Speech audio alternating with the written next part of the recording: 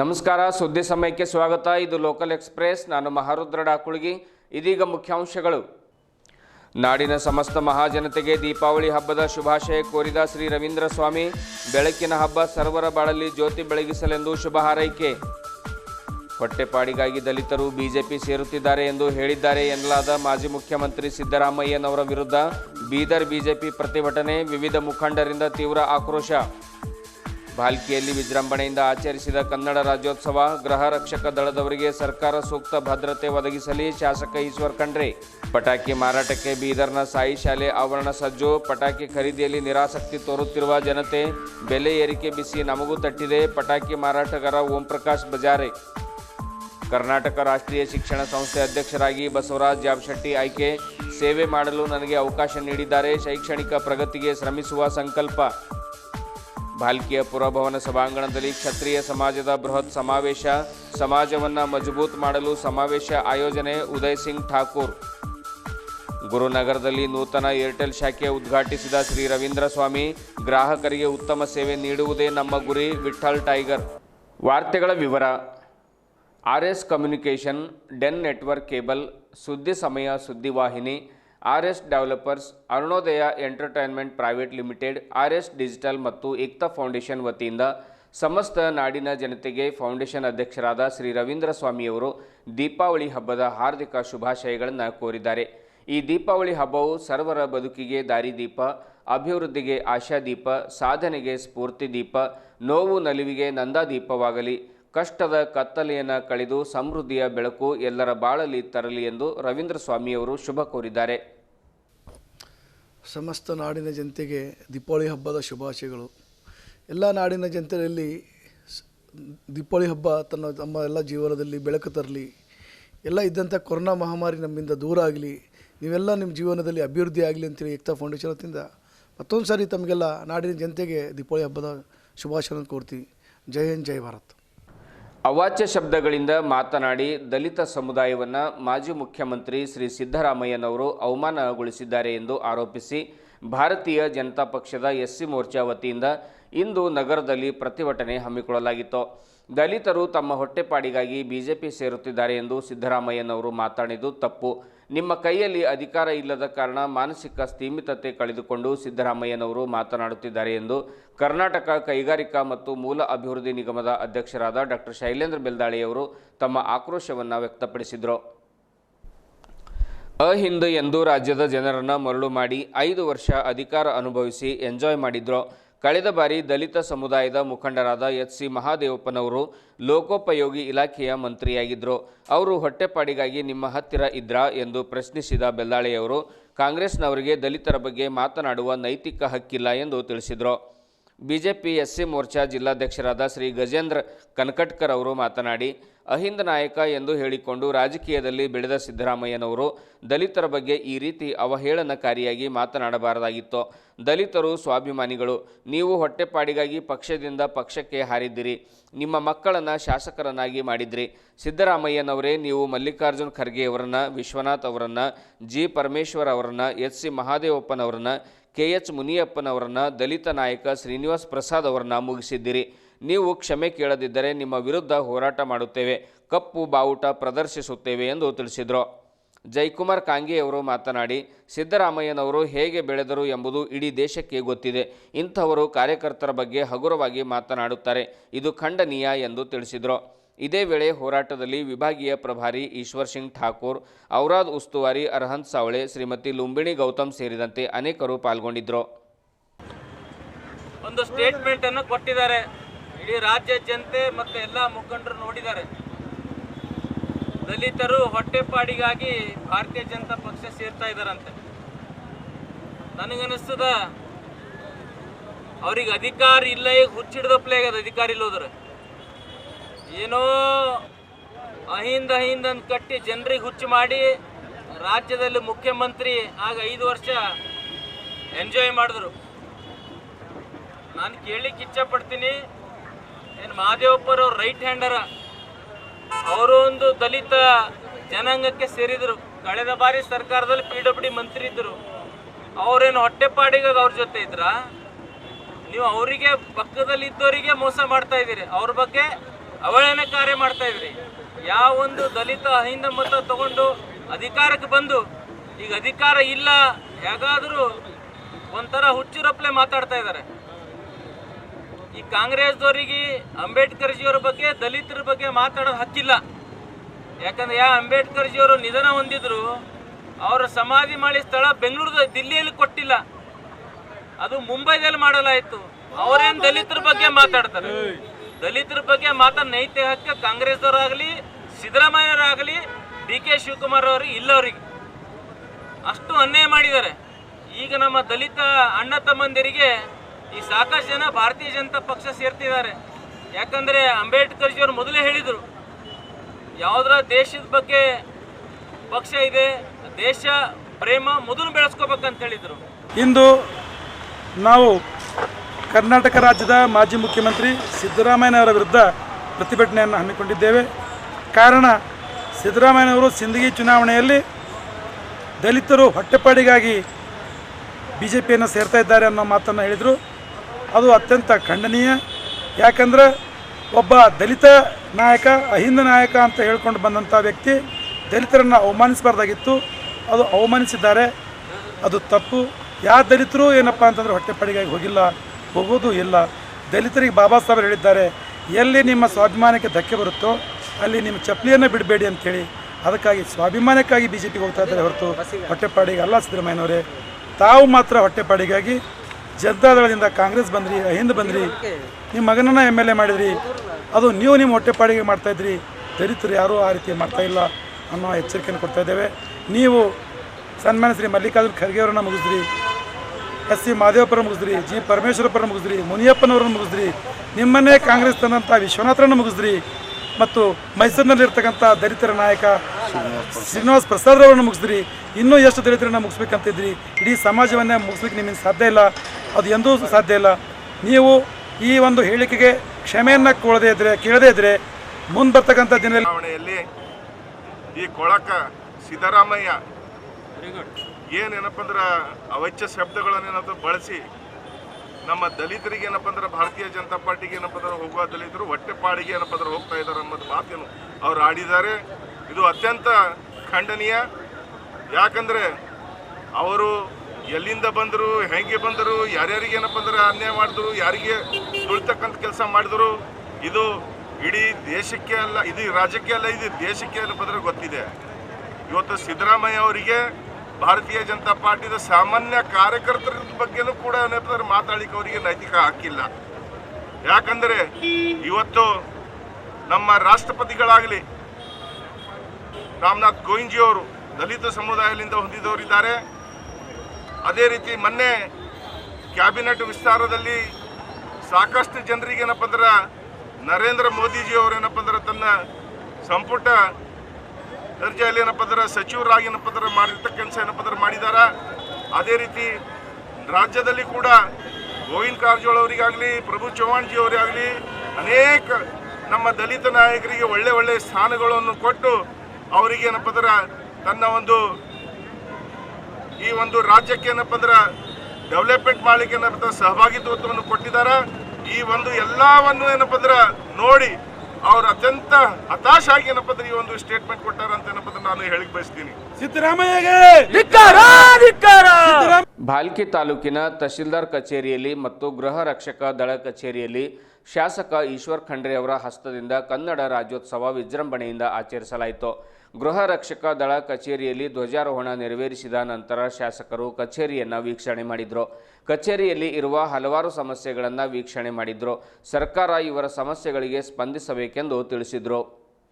ಸರ್ಕಾರ ಗೃಹ ರಕ್ಷಕ ದಳ ಸಿಬ್ಬಂದಿಗಳಿಗೆ ತೆಗೆದುಹಾಕಿದ್ದು ಕೇವಲ ಗೌರವ ಧನದೊಂದಿಗೆ ಇವರು ಕೆಲಸ ಮಾಡುತ್ತಿದ್ದು, ಪ್ರತಿಭಟನೆ ಇರಲಿ, ಚುನಾವಣೆಗಳೇ ಇರಲಿ, ಪ್ರತಿ ಕೆಲಸಕ್ಕೂ ದಳದವರು ಸೇವೆ ಮಾಡುತ್ತಿದ್ದಾರೆ. ಸರ್ಕಾರ ಇವರನ್ನು ಕೈಬಿಟ್ಟಿದ್ದು ಅತ್ಯಂತ ದುಃಖದಾಯಕ ಎಂದು ತಿಳಿಸಿದರು.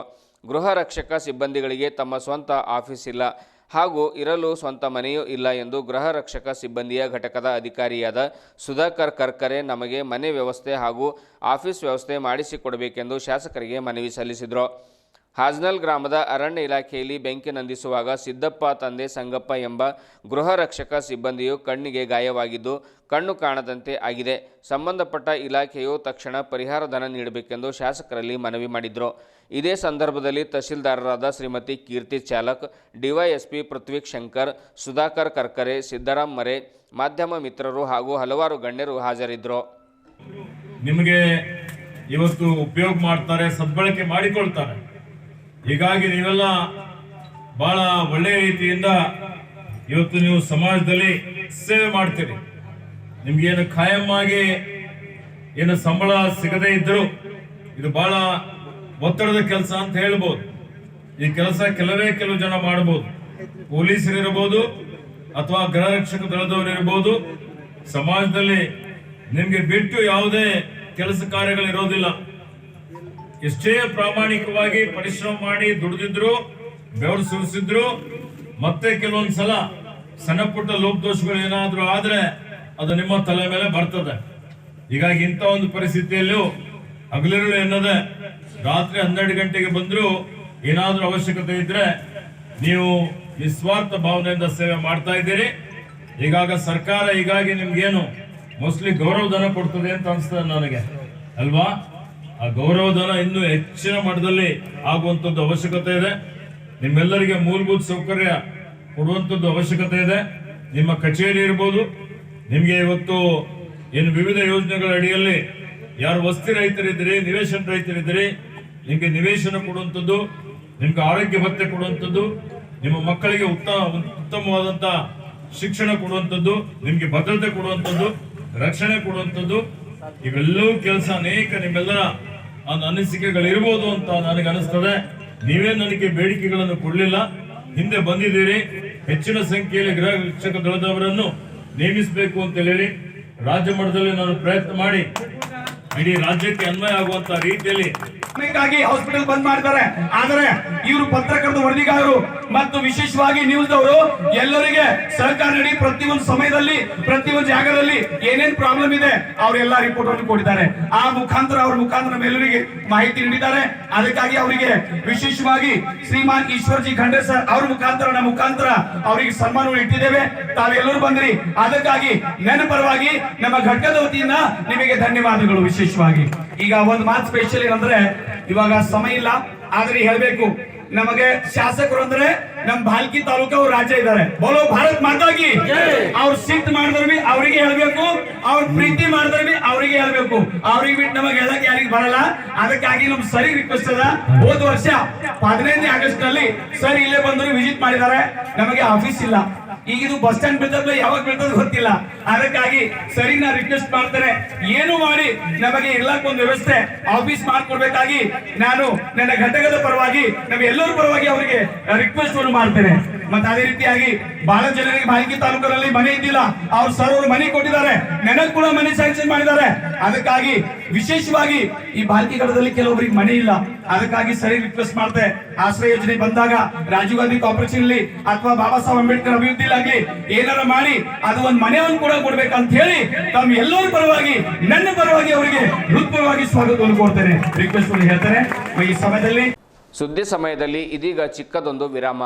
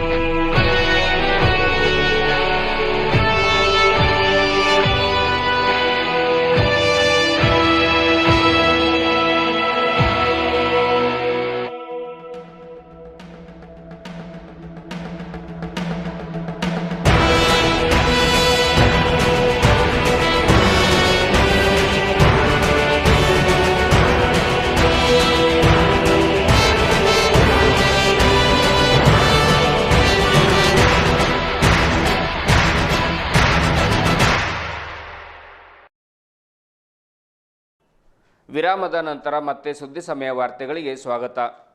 2019ರಿಂದ ಕೋವಿಡ್ ಯಾವಾಗ ದೇಶಕ್ಕೆ ಅಪ್ಪಳಿಸಿತೋ ಅಂದಿನಿಂದಲೂ ಎಲ್ಲ ವ್ಯಾಪಾರದ ಮೇಲೆ ವೈಪರೀತ್ಯ ಪರಿಣಾಮ ಬೀರಿದೆ ಎಂತಲೇ ಹೇಳಬಹುದು. ಹೀಗಾಗಲೇ ಬೀದರ್ನಲ್ಲಿ ಸುಮಾರು 2 ವರ್ಷಗಳಿಂದ ಪಟಾಕಿ ಮಾರಾಟ ಕೂಡ ನಿಷೇಧ ಮಾಡಲಾಗಿತ್ತು. ಈ ವರ್ಷ ಒಂದಿಷ್ಟು ಪಟಾಕಿಗಳನ್ನು ಮಾರಾಟ ಮಾಡಲು ನಗರದ ಸಾಯಿ ಶಾಲೆ ಆವರಣದಲ್ಲಿ ಅಂಗಡಿಗಳನ್ನು ವ್ಯಾಪಾರಿಗಳು ತೆರೆದಿದ್ದಾರೆ. ಆದರೆ ಸರಿಯಾದ ವ್ಯಾಪಾರವಿಲ್ಲದೆ ಒಂದಿಷ್ಟು ನಷ್ಟ ಅನುಭವಿಸುವ ಸ್ಥಿತಿಯಲ್ಲಿದ್ದಾರೆ. ಬೆಲೆ ಏರಿಕೆ ಬಿಸಿ ನಮಗೂ ತಟ್ಟಿದೆ. ಹೀಗಾಗಿ ಜನತೆ ಕಡಿಮೆ ಖರೀದಿ ಮಾಡುತ್ತಿದ್ದಾರೆ. ಪಟಾಕಿ ಖರೀದಿಸಿದರೆ ಪರವಾಗಿಲ್ಲ, ಆದರೆ ಮಕ್ಕಳ ಕೈಯಲ್ಲಿ ಮಾತ್ರ ಪಟಾಕಿ ನೀಡದೆ ದೊಡ್ಡವರು ಸಹಕರಿಸಬೇಕೆಂದು ಪಟಾಕಿ ಮಾರಾಟಗಾರರಾದ ಶ್ರೀ ಓಂಪ್ರಕಾಶ್ ಬಜಾರಿಯವರು ಸುದ್ದಿ ಸಮಯಕ್ಕೆ ತಿಳಿಸಿದರು. ದೀಪಾವಳಿ ಹಬ್ಬದ ಇಡೀ ನಮ್ಮ ದೇಶಕ್ಕೆ ಎಲ್ಲರಿಗೂ ಶುಭಾಶಯಗಳು. ನಾನು ಓಂಪ್ರಕಾಶ್ ಬಜಾರಿ ಅಂತೇಳಿ ಪ್ರತಿ ವರ್ಷ ಅಂತ 20-22 ವರ್ಷದ್ದು ಪಟಾಕಿ ಅಂಗಡಿ ಹಚ್ತಿದ್ದೀವಿ. ಈ 2 ವರ್ಷ ಕೋವಿಡ್ಲಿಂದ ಹಚ್ಚಿಲ್ಲ, ಅಂಗಡಿ ಹಚ್ಚಿಲ್ಲ, ಇವಾಗ ಹಚ್ಚಿವಿ. ಎಲ್ಲ ಮಾಲೊಂದು ಪಟಾಕಿ ಅಂಗಡಿಯನ್ನು ಜಾಸ್ತಿ ಮಾಲ್ ತಯಾರಾಗ್ತಾಯಿಲ್ಲ, ಜಾಸ್ತಿ ಕೋವಿಡ್ ಸಲ ತಯಾರಾಗಿಲ್ಲ. ತಿಂದ್ರಾಗೆ ಸ್ವಲ್ಪ ಬಂದಿದೆ ಮಾಲು, ಅದ್ರ ಕಡೆಯಿಂದ ಎಲ್ಲ ಸ್ವಲ್ಪ ಕರಿ ಆಗಿಬಿಟ್ಟಿದೆ. ಅದ್ರ ಕಡೆಯಿಂದ ಜನನೂ ಜಾಸ್ತಿ ಖರೀದಿ ಮಾಡ್ತಾಯಿಲ್ಲ. ಎಲ್ಲರೂ ಅವೇರ್ನೆಸ್ ಮಾಡ್ತಾ ಇದ್ದಾರೆ. ಅದನ್ನು ಒಳ್ಳೆಯದೇ ಅವೇರ್ನೆಸ್ ಮಾಡೋದು, ಯಾಕಂದ್ರೆ ಪೊಲೀಸಿನ ಸಲುವಾಗಿ ಅದನ್ನು ದೀಪಾವಳಿ ಹಬ್ಬ ಹೊಡಿಬೇಕಂತೇಳಿ ಎಲ್ಲರದ್ದು ಒಂದು ಇದಿರ್ತದೆ. ಆದಷ್ಟು ಮಟ್ಟಿಗೆ ಸ್ವಲ್ಪರ ಹೊಡೆದು ದೀಪಾವಳಿ ಇದು ಮಾಡಿರಿ. ಎಲ್ಲರಿಗೂ ಮತ್ತು ಹುಡುಗರ ಕೈಯಾಗ ಒಂದು ಕೊಡ್ಲಕ್ಕೆ ಹೋಗ್ಬೇಡ್ರಿ. ಸ್ಪೆಷಲ್ ಪಟಾಕಿ ಎಂಬೋದು ದೊಡ್ಡವ್ರು ನಿಂತು ಎದುರು ನಿಂತು ನೀವು ಇದು ಮಾಡಿರಿ. ಯಾಕೆ ಹುಡುಗರ ಕೈಯಾಗ ಕೊಟ್ರಿ ಮತ್ತು ಕಣ್ಣು ಹೋಯ್ತು ಕೈ ಹೋಯ್ತು ಅಂದ್ರೆ ಮತ್ತೆ ಭಾಳ ಇದು ಆಗೋದು ಇದಿದೆ. ಅದ್ರ ಸಲುವಾಗಿ ಆದಷ್ಟು ಮಟ್ಟಿಗೆ ಹುಡುಗರ ಕೈಯಾಗ ಕೊಡಲ್ಗತ್ತಿ ನೀವು ಹಿರಿಯರು ಹೊಡೆದು ಹಿರಿಯರು ಎದುರು ನಿಂತು ಪಟಾಕಿ ಹೊಡ್ಲಿಕ್ಕೆ ಹಚ್ಚಿರಿ. ಇದು ನಮ್ಮದೊಂದು ಪಟಾಕಿ ಅಂಗಡಿಯಿಂದ ಎಲ್ಲ ಪೂರ ನಮ್ಮದೊಂದು ಒಂದು ಇದು ಯಾರು ಇದು ಮಾಡಕ್ಕೆ ಹೋಗ್ಬೇಡ್ರಿ. ಆದಷ್ಟು ಮಟ್ಟಿಗೆ ಅವೇರ್ನೆಸ್ ಮಾಡಿರಿ. ಮತ್ತು ಗ್ರೀನ್ ಪಟಾಕಿ ಅಂತ ಸ್ವಲ್ಪ ತಂದಿದ್ದು, ಜಾಸ್ತಿ ಇನ್ನೂ ಬಂದಿಲ್ಲ ಮಾರ್ಕೆಟಲ್ಲಿ. ಗ್ರೀನ್ ಪಟಾಕಿ ಇರ್ತಾರೆ, ಆದರೆ ಇನ್ನೂ ಬಂದಿಲ್ಲ. ಅದು ಪ್ರೊಡಕ್ಷನ್ ತಯಾರಾಗಿ ಸ್ವಲ್ಪ ಬಂದಿದೆ. ಅದ್ರ ಸಲುವಾಗಿ ಇದೇ ಇದ್ದಿನ ಪಟಾಕಿನೇ ಇದೆ. ಅದು ಭಾಳ ಪಿರಿ ಆಗ್ಯದ. ದೀಪಾವಳಿ ಹಬ್ಬದ ಎಲ್ಲರಿಗೂ ಶುಭಾಶಯಗಳು. ಇತ್ತೀಚೆಗೆ ನಡೆದ ಚುನಾವಣೆಯಲ್ಲಿ ಕಲ್ಯಾಣ ಕರ್ನಾಟಕದ ಹೆಮ್ಮೆಯ ಹಾಗೂ ಮಾದರಿ ಸಂಸ್ಥೆಯಾದ ಕರ್ನಾಟಕ ರಾಷ್ಟ್ರೀಯ ಶಿಕ್ಷಣ ಸಂಸ್ಥೆಯ ಅಧ್ಯಕ್ಷರಾಗಿ ಶ್ರೀ ಬಸವರಾಜ್ ಜಾಬಶೆಟ್ಟಿಯವರು ನೂತನವಾಗಿ ಆಯ್ಕೆಯಾದರು. ನಮ್ಮೊಂದಿಗೆ ಮಾತನಾಡಿದ ಜಾಬಶೆಟ್ಟಿಯವರು, ನನ್ನ ಮೇಲೆ ಬಹುದೊಡ್ಡ ಜವಾಬ್ದಾರಿಯನ್ನು ಪದಾಧಿಕಾರಿಗಳು ನೀಡಿದ್ದಾರೆ. ಶೈಕ್ಷಣಿಕವಾಗಿ ಬೀದರ್ ಜಿಲ್ಲೆಯನ್ನು ಪ್ರಗತಿ ಮಾಡಲು ನಿರಂತರ ಶ್ರಮಿಸುತ್ತೇನೆ. ಕಲ್ಯಾಣ ಕರ್ನಾಟಕದಲ್ಲಿಯೇ ಒಂದು ಮಾದರಿ ಶಿಕ್ಷಣ ಸಂಸ್ಥೆಯನ್ನಾಗಿ ಇನ್ನಷ್ಟು ಪ್ರಗತಿಗೊಳಿಸುತ್ತೇನೆ ಎಂದು ತಿಳಿಸಿದರು. ಬನ್ನಿ ಶ್ರೀ ಬಸವರಾಜ್ ಜಾಬಶೆಟ್ಟಿಯವರು ಏನು ಹೇಳಿದ್ದಾರೆ ಎಂದು ನೋಡ್ಕೊಂಡು ಬರೋಣ. ಬೀದರಿನ ಸಮಸ್ತ ಎಲ್ಲ ಜನತೆಗೆ ದೀಪಾವಳಿ ಹಬ್ಬದ ಶುಭಾಶಯಗಳನ್ನು ಹೇಳುತ್ತಾ, ಇವತ್ತೇ ನನಗೆ ಭಾಳ ಸಂತೋಷವಾಗುತ್ತದೆ.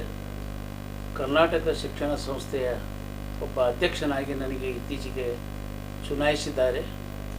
ಇನ್ನೂ ಒಂದು ಹೆಜ್ಜೆ ಮುಂದೆ ಹೋಗಲಿಕ್ಕೆ ನನಗೆ ಅವಕಾಶ ಮಾಡಿಕೊಟ್ಟಿದ್ದಾರೆ. ಈಗಾಗಲೇ ನಾನು ಬೀದರ್ ಜಿಲ್ಲಾ ಕಾಂಗ್ರೆಸ್ ಅಧ್ಯಕ್ಷನಾಗಿ ಕೂಡ ನಾನು ಸೇವೆ ಮಾಡ್ತಾ ಇದ್ದೀನಿ.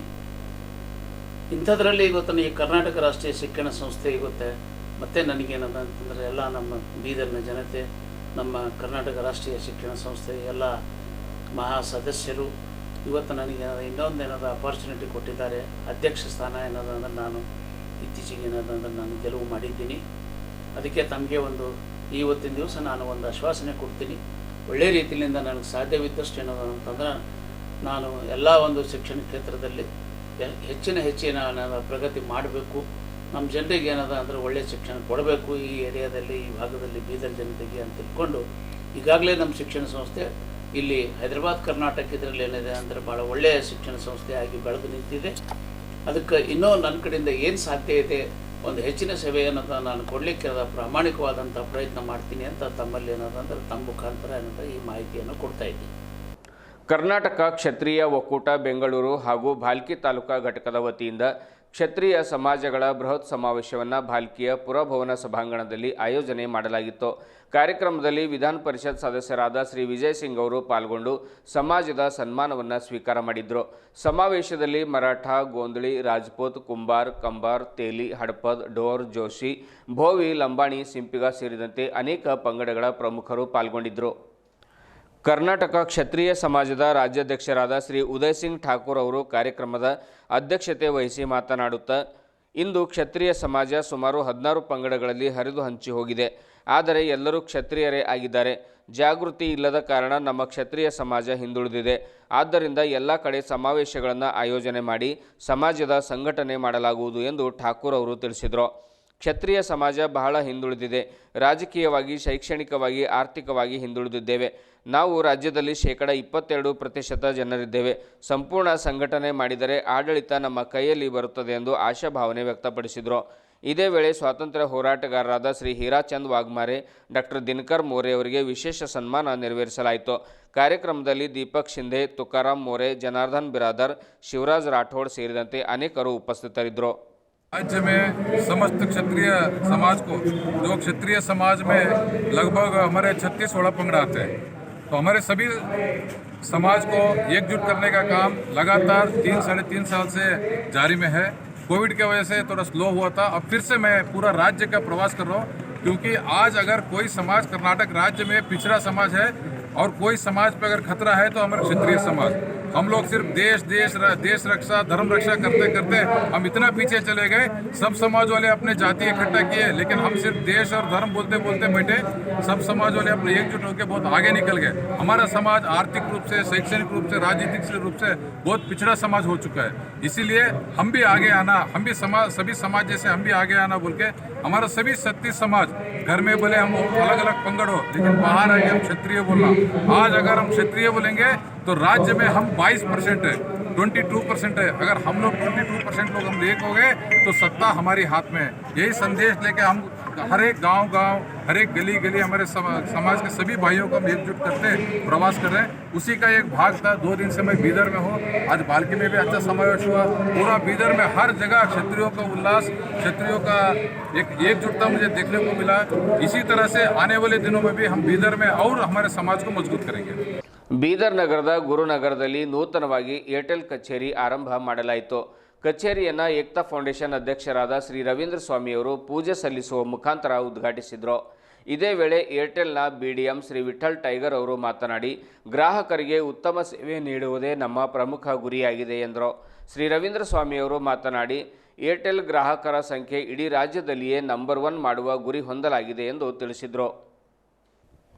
ಮುಂದುವರೆದು ಮಾತನಾಡಿದ ಶ್ರೀ ರವೀಂದ್ರ ಸ್ವಾಮಿಯವರು, ಮಾರ್ಕೆಟಿಂಗ್ ಟೀಮ್ ಆಗಲಿ, ತಾಂತ್ರಿಕರ ಟೀಮ್ ಆಗಲಿ, ನೀವೆಲ್ಲ ಉತ್ತಮ ಸೇವೆ ನೀಡಿದರೆ ನಮ್ಮ ಗುರಿ ತಲುಪಬಹುದು. ಕಂಪನಿ ಕೂಡ ಉತ್ತಮ ಸಹಕಾರ ನೀಡುತ್ತಿದೆ. ಇಡೀ ರಾಜ್ಯದಲ್ಲಿಯೇ ಬೀದರ್ ಪ್ರಥಮ ಸ್ಥಾನದಲ್ಲಿ ತರಬೇಕೆಂಬುದು ನನ್ನ ಆಶಯವಾಗಿದೆ ಎಂದು ತಿಳಿಸಿದರು. ಇದೇ ವೇಳೆ ಮನ್ಸೂರ್ ಅಹಮದ್ ಅವರನ್ನು ಸನ್ಮಾನಿಸಲಾಯಿತು. ಕಾರ್ಯಕ್ರಮದಲ್ಲಿ ಏರ್ಟೆಲ್ ಸಮೂಹ ಹಾಗೂ RS ಕಮ್ಯುನಿಕೇಷನ್ ಸಮೂಹದ ಎಲ್ಲ ನೌಕರರು ಉಪಸ್ಥಿತರಿದ್ದರು.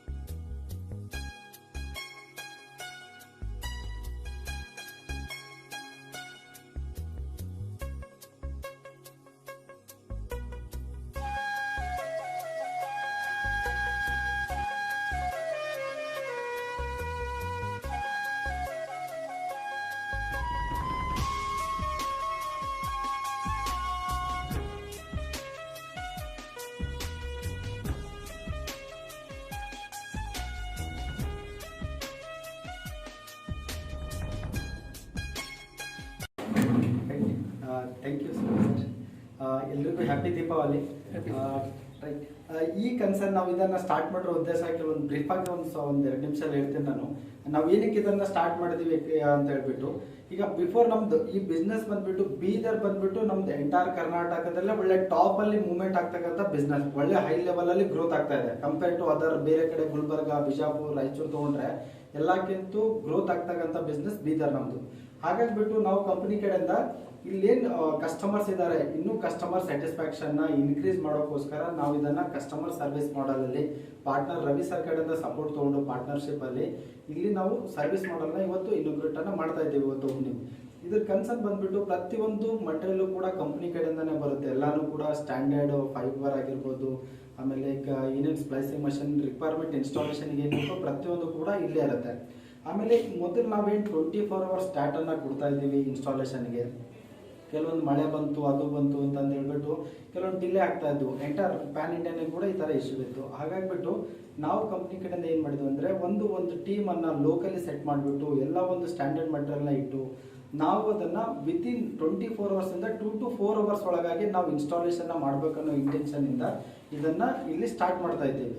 ಅದ್ರ ಜೊತೆಗೆ ಕಸ್ಟಮರ್ದಿನ ಫಾಲ್ಟ್ ರೇಟ್ ಬೇಸ್ ಎಷ್ಟಾಗಿ ಹೆಚ್ಚಾಗುತ್ತೋ ಅಷ್ಟೊಂದು ಕಸ್ಟಮರ್ಸ್ ಕಂಪ್ಲೇಂಟ್ಸ್ ಬರ್ತಾನೆ ಇರುತ್ತೆ. ಕನ್ಸರ್ನ್ ಕೆಲವೊಬ್ರು ರಿಚಾರ್ಜ್ ಮುಗಿದು ಡೇಟಾ ಬರ್ತಲ್ಲ ಅಂತ ಕಂಪ್ಲೇಂಟ್ ಮಾಡ್ತಾರೆ. ಕೆಲವೊಂದು ನಾರ್ಮಲ್ ಸಣ್ಣ ವಿಷಯಕ್ಕೂ ಕಂಪ್ಲೇಂಟ್ ಬರ್ತಾರೆ. ಯಾವಾಗ ನಾವು ಕಸ್ಟಮರ್ ಪ್ರಾಬ್ಲಮನ್ನು ವಿತಿನ್ 2 hours 4 hours ಒಳಗಾಗಿ ನಾವು ರಿಸಾಲ್ವ್ ಮಾಡಿದೀವಿ ಅಂತಂದರೆ ಅಲ್ಲಿ ನಮಗೆ ಒಂದು ಒಳ್ಳೆ ಹೆಸರನ್ನು ಬರುತ್ತೆ. ಆ ಇಂಟೆನ್ಷನಿಂದ ಇಲ್ಲಿ ನಾವು ಇದನ್ನು ಸ್ಟಾರ್ಟ್ ಮಾಡ್ತಾ ಇದ್ದೀವಿ. ಒಳ್ಳೆ ಟೆಕ್ನಿಷಿಯನ್ ಟೀಮು ಕೂಡ ಆಲ್ಮೋಸ್ಟ್ ಬೆಂಗಳೂರಿಗೆ ಎಕ್ಸ್ಪೀರಿಯನ್ಸ್ ಇರೋರು ಅಂತಂದರೆ ಆಲ್ರೆಡಿ ಜಾಯ್ನ್ ಆಗಿದ್ದಾರೆ. ಸದ್ಯಕ್ಕೆ ನಾವು 11 ಜನನ ಜಾಯ್ನ್ ಮಾಡಿಸ್ತೀವಿ ಸರ್. ಇಲ್ಲಿ ಸದ್ಯಕ್ಕೆ ಒಂದು ಗೋಲ್ಡ್ ಸಿಟಿಗೋಸ್ಕರನೇ ಇಮಿಡಿಯೇಟಾಗಿ ಸರ್ವಿಸ್ ಸಿಗಲಿ ಅಂತ ಹೇಳ್ಬಿಟ್ಟು ಇದನ್ನು ಇನ್ನೂ ನೆಕ್ಸ್ಟ್ ಲೆವೆಲ್ಗೂ ಕೂಡ ತೊಗೊಂಡು ಹೋಗ್ತೀವಿ. ಯಾವುದೇ ರೀತಿ ಇನ್ನು ಇದು ಈ ಕಸ್ಟಮರ್ ಸರ್ವಿಸ್ ಲೆವೆಲ್ ಮಾಡಲ್ ಸ್ಟಾರ್ಟ್ ಆಗಿರೋದ್ರಿಂದ ಇನ್ನೂ ನಮಗೆ ಒಳ್ಳೆ ರೆಸ್ಪಾನ್ಸ್ ಸಿಗ್ಬೋದು ಅನ್ನೋ ಆಸೆ ಇದೆ. ಅದರ ತಕ್ಕಂಗೆ ಟೀಮು ಕೂಡ ವರ್ಕ್ ಮಾಡ್ತಾರೆ. ಇವತ್ತೇ आज हिंदी में बोलूँ आज जो एयरटेल का ऑफिस ओपन हुआ है हमारे नगर सिटी में, हम लोग जब से एयरटेल चालू हुआ है इस स्टेट में हम लोग टॉप में हैं. और मेरे हिसाब से जो भी इधर बिदर में एलसीओस है अभी वो सब लोग थोड़ा बहुत शेक हो चुके हैं. अभी हमारा कंपनी से इतना सारा सपोर्ट मिल रहा है आप लोगों को. विशेष करके कोई भी जंग जीतना हो तो उसका मेजर नहीं, उसका जो सोल्जर्स रहते सैनिक जो रहते हैं उन्हीं के हाथ में रहता है. मैं ये बोलना चाह रहा हूँ कि आप जो ग्राउंड में काम करते हैं, मार्केटिंग टीम वाले हो या टेक्निकल टीम वाले हो, आप लोगों की रिस्पॉन्सिबिलिटी है कि हम लोग और अच्छे से अच्छा बेहतर और परफॉर्मेंस कर सके. तो मैं ये चाहता हूँ कि आपको कंपनी से भी बहुत कुछ सपोर्ट मिल रहा है और मेरे तरफ से भी कुछ प्रॉब्लम नहीं है. आपको क्या चाहिए वो चीज़ मैं हर लोगों को सपोर्ट कर रहा हूँ और करूँगा. और कुछ भी प्रॉब्लम है तो बैठ के हम लोग सॉल्व करके कर सकते हैं. लेकिन मेरा अपेक्षा ये है आप लोगों से कि हम लोग बिदर में पूरे एलसीओ से बिदर में नहीं कर्नाटक में हम टॉप में रहना, इसमें कोई कॉम्प्रोमाइज नहीं. इसके लिए ಇಷ್ಟು ದಿವಸ 799 ಪ್ಲಾನಿಂಗ್ ಮಾತ್ರನೇ ಫ್ರೀ ಇನ್ಸ್ಟಾಲೇಷನ್ ಮಾಡ್ಕೊಡ್ತಿದ್ವಿ 3 months. ಇವತ್ತಿನಿಂದ ನಾವು 499 ಪ್ಲಾನ್ ಕೂಡ ಫ್ರೀ ಇನ್ಸ್ಟಾಲೇಷನ್ ಮಾಡಕ್ಕೆ ಸ್ಟಾರ್ಟ್ ಮಾಡಿದ್ದೀವಿ. ಫ್ರೀ ಇನ್ಸ್ಟಾಲೇಷನ್ ಬರುತ್ತೆ. ಇನ್ನು ಇದನ್ನ ನಾವು ಕಡಿಮೆ ಮಾಡೋಕೆ ಪ್ಲಾನ್ ಮಾಡ್ತಾ ಇದ್ದೀವಿ. ನಮ್ಮ ಕಡೆಯಿಂದ ಆಲ್ರೆಡಿ ಟೀಮ್ ಜೊತೆ ಮಾತಾಡ್ತಾ ಇದ್ದೀವಿ. ಕಾಂಪಿಟೇಷನ್ಗೆ ಈವನ್ ಇದನ್ನ 1 ತಿಂಗಳು ಮಾಡಿದ್ರು ಕೂಡ ಫ್ರೀ ಇನ್ಸ್ಟಾಲೇಷನ್ ಮಾಡೋಕ್ಕೋಸ್ಕರ ನಮ್ಮ ಕಡೆಯಿಂದ ನಾವೇನು ಪ್ರೊಸೀಜರ್ ಟಾಪ್ ಲೆವೆಲ್ ಮ್ಯಾನೇಜ್ಮೆಂಟ್ ಜೊತೆ ಡಿಸ್ಕಷನ್ ಮಾಡ್ಬೇಕು, ಅದನ್ನು ಕಂಟಿನ್ಯೂಸ್ ಅಲ್ಲಿ ಇದ್ದೀವಿ. ಇದು ಬಂದ್ರೆ ಇನ್ನೂ ಸೂಪರ್ ಆಗುತ್ತೆ. ಬಟ್ ಇದನ್ನ 499 ಸೂಪರ್ ಆಗಿ ಇದನ್ನ ಮಾರ್ಕೆಟ್ ಅಲ್ಲಿ ಡ್ರೈವ್ ಮಾಡಬೇಕು. ಕಂಪ್ಲೀಟ್ ಇದು ಇನ್ಸ್ಟಾಲೇಷನ್ ಟೀಮ್ ಕೂಡ ನಿಮಗೂ ಕೂಡ ಗೊತ್ತಿರಬೇಕು. ನಾವು ಕೊಡ್ತಾ ಇಲ್ಲ, ಯಾಕಂತಂದ್ರೆ ಫ್ರೀ ಟ್ರಯಲ್ ಇಂದ ಕಸ್ಟಮರ್ ಏನಾಗ್ತಾ ಇದೆ ಜಾಸ್ತಿ ನಮಗೆ ಅನ್ಯೂಸರ್ ಜಾಸ್ತಿ ಸಿಗ್ತಾ ಇರೋದು. ನಮಗ್ ಬೇಕಾಗಿರೋದು ಬಂದ್ಬಿಟ್ಟು ಜುನೂನ್ ಆಗಿರ್ತಕ್ಕಂಥ ಮ್ಯಾನ್ ಪವರ್ ಇದು ಯೂಸ್ ಮಾಡೋ ಕಸ್ಟಮರ್ ಬೇಸ್ ಬೇಕು ನಮಗೆ. ಸುಮ್ಮನೆ ಇದು ಫ್ರೀ ಕೊಡೋದ್ರಿಂದ ಕಸ್ಟಮರ್ಗೆ ಡಿಸ್ಟರ್ಬೆನ್ಸ್ ಆಗುತ್ತೆ. ಅದು ನೋಡಕ್ ಮಾತ್ರ ಜಾಸ್ತಿ ತಗೋಗುತ್ತೆ, 100 200. ನಮಗೆ 15-20 ಕಸ್ಟಮರ್ ರೆಗ್ಯುಲರ್ ಆಗಿ ಯೂಸ್ ಮಾಡೋಂತ ಇರಬೇಕು. ಅವರಿಗೆ ನಮ್ಮ ಕಡೆಯಿಂದ ಒಳ್ಳೆ ಸರ್ವಿಸ್ ಬರಬೇಕು, ಅವ್ರ ಕಡೆಯಿಂದ ನಮ್ಮ ಕಂಪನಿ ಕೂಡ ಪ್ರಾಫಿಟ್ ಆಗುತ್ತೆ. ನಮ್ಮ ಇಂಟೆನ್ಷನ್ ಇದೆ. ಯಾವುದೇ ರೀತಿ ಫ್ರೀ ಸರ್ವಿಸ್ ನಾವು ಕೊಡೋದಿಲ್ಲ. ಏನು ಕಸ್ಟಮರ್ ಪ್ಲಾನ್ ತಗೋತಾರೆ ಅದ್ರ ಚಾರ್ಜ್ ಮಾತ್ರ ಪೇ ಮಾಡ್ತಾರೆ ಅಷ್ಟೇ. ಸರ್, ಕಸ್ಟಮರ್ಗೆ ವಾಯ್ಸ್ ಯಾವಾಗ ಎನೇಬಲ್ ಆಗುತ್ತೆ ಸರ್? ವಾಯ್ಸ್ ಬಂದ್ಬಿಟ್ಟು ಈಗ ಆಲ್ಮೋಸ್ಟ್ ಆಲ್ ನಾವು ಕಂಟಿನ್ಯೂಸ್ ಆಗಿ ಟಚ್ ಅಲ್ಲಿ ಇದ್ದೀವಿ. ಆಸ್ ಪರ್ ಕಂಪನಿ ಪ್ರಕಾರ ಡಿಸೆಂಬರ್ ಅಂತ ಸ್ವಲ್ಪ ಸಮಥಿಂಗ್ BSNL ನಮ್ದು ಕೂಡ ಇಂಟರ್ನಲ್ ಡಿಸ್ಕಷನ್ ನಡೀತಾ ಇದೆ. ಹಾಗಾಗ್ಬಿಟ್ಟು ಸ್ವಲ್ಪ ಟೈಮ್ ತಗೊಳ್ತಾ ಇದೆ. ಬಟ್ ನಾವು ಕಂಪನಿ ಕೇಳ್ತಾ ಇರೋದು ಅಂತಂದ್ರೆ ಅಟ್ಲೀಸ್ಟ್ ನಮ್ಮ ಹತ್ರ ಏರ್ಟೆಲ್ ಟು ಏರ್ಟೆಲ್ ಆಪ್ಷನ್ ಇದೆ ಆಲ್ರೆಡಿ. ಅದನ್ನೇನಾದ್ರೂ ಇಂಪ್ಲಿಮೆಂಟೇಷನ್ ಮಾಡಕ್ ಪ್ಲಾನ್ ಮಾಡ್ತಾ ಇದ್ದೀವಿ. ಅದೇನಾದ್ರೂ ಸದ್ಯಕ್ಕೆ ಇಮಿಡಿಯೇಟ್ ಆಗಿ ಅಪ್ರೂವಲ್ ಕೊಟ್ಟರೆ ಮ್ಯಾಕ್ಸಿಮಮ್ 1 week 2 week ಒಳಗಾಗಿ ನಾವು ಅದನ್ನ ಲೈವ್ ಮಾಡ್ತೀವಿ. ಅದನ್ನ ಏರ್ಟೆಲ್ ಟು ಏರ್ಟೆಲ್ ಲೈವ್ ಮಾಡ್ತೀವಿ. ಏರ್ಟೆಲ್ ಅದರ್ ಕಾಲ್ಗೋಸ್ಕರ ಸ್ವಲ್ಪ ಡಿಲೇ ಆಗ್ತಾ ಇದೆ ಸರ್. ಲ್ಯಾಂಡ್ಲೈನ್ ಇಂದ ಮಾಡ್ಬೋದು, ಲ್ಯಾಂಡ್ಲೈನ್ ಇಂದ ಮಾಡ್ಬೋದು. ಅದು 499 ಎಕ್ಸ್ಟ್ರಾ ಕಾಸ್ಟ್ ಇಲ್ಲ, ಇನ್ಸ್ಟಾಲೇಷನ್ ಫ್ರೀ. 499 ಜಸ್ಟ್ ಪೇ ಮಾಡೋದು, ಇನ್ಸ್ಟಾಲೇಷನ್ ಫ್ರೀ. ಇನ್ಸ್ಟಾಲೇಷನ್ ಇಷ್ಟು ದಿವಸ ಇರಲಿಲ್ಲ, ಕಸ್ಟಮರ್ಗೆ ಕೊಡ್ಬೋದು ನಾವು. ಕಸ್ಟಮರ್ ಇಂಟೆನ್ಷನ್ ಇದ್ದಕ್ಕೆ ನಾವು 1 ವರ್ಷ ತಗೋತೀವಿ ಇದೇ ಫ್ರೀ ಇನ್ಸ್ಟಾಲೇಷನ್. ಆ ಆಪ್ಷನ್ ನಮ್ಮ ಹತ್ರ ಇರಲಿಲ್ಲ, ಬಟ್ ಅದು ಬಂದಾಯ್ತು. ಅಂದ್ರೆ ಏನಾಗುತ್ತೆ ಕಸ್ಟಮರ್ಗೆ ಇವಾಗ ಕೆಲವೊಂದು ನಾರ್ಮಲ್ ಕಸ್ಟಮರ್ಗೆ 40 MBPS ಸಾಕಾಗುತ್ತೆ. ಅವ್ರು ಏನೇನು ಥಿಂಕ್ ಏನು 7, 8, 9 ಪ್ಲಸ್ GST 943 50% ಎಕ್ಸ್ಟ್ರಾ ಆಗುತ್ತಲ್ಲ ಅನ್ನೋ ಥರ ಥಿಂಕ್ ಇತ್ತು. ಈ 499 ಬಂದಿರೋದ್ರಿಂದ ಮಿಡ್ ಲೆವೆಲ್ ಪೀಪಲ್ ಕೂಡ ಯೂಸ್ ಮಾಡ್ಬೋದು. ಈ ಥರ ಬೆನಿಫಿಟ್ ಅನ್ನ ಸಿಗುತ್ತೆ ಇದರಲ್ಲಿ. ಕೊನೆಯಲ್ಲಿ ಮತ್ತೊಮ್ಮೆ ಮುಖ್ಯಾಂಶಗಳು. ನಾಡಿನ ಸಮಸ್ತ ಮಹಾಜನತೆಗೆ ದೀಪಾವಳಿ ಹಬ್ಬದ ಶುಭಾಶಯ ಕೋರಿದ ಶ್ರೀ ರವೀಂದ್ರ ಸ್ವಾಮಿ. ಬೆಳಕಿನ ಹಬ್ಬ ಸರ್ವರ ಬಾಳಲ್ಲಿ ಜ್ಯೋತಿ ಬೆಳಗಿಸಲೆಂದು ಶುಭ ಹಾರೈಕೆ. ಹೊಟ್ಟೆಪಾಡಿಗಾಗಿ ದಲಿತರು ಬಿಜೆಪಿ ಸೇರುತ್ತಿದ್ದಾರೆ ಎಂದು ಹೇಳಿದ್ದಾರೆ ಎನ್ನಲಾದ ಮಾಜಿ ಮುಖ್ಯಮಂತ್ರಿ ಸಿದ್ದರಾಮಯ್ಯನವರ ವಿರುದ್ಧ ಬೀದರ್ ಬಿಜೆಪಿ ಪ್ರತಿಭಟನೆ. ವಿವಿಧ ಮುಖಂಡರಿಂದ ತೀವ್ರ ಆಕ್ರೋಶ. ಭಾಲ್ಕಿಯಲ್ಲಿ ವಿಜೃಂಭಣೆಯಿಂದ ಆಚರಿಸಿದ ಕನ್ನಡ ರಾಜ್ಯೋತ್ಸವ. ಗೃಹ ರಕ್ಷಕ ದಳದವರಿಗೆ ಸರ್ಕಾರ ಸೂಕ್ತ ಭದ್ರತೆ ಒದಗಿಸಲಿ ಶಾಸಕ ಈಶ್ವರ್ ಖಂಡ್ರೆ.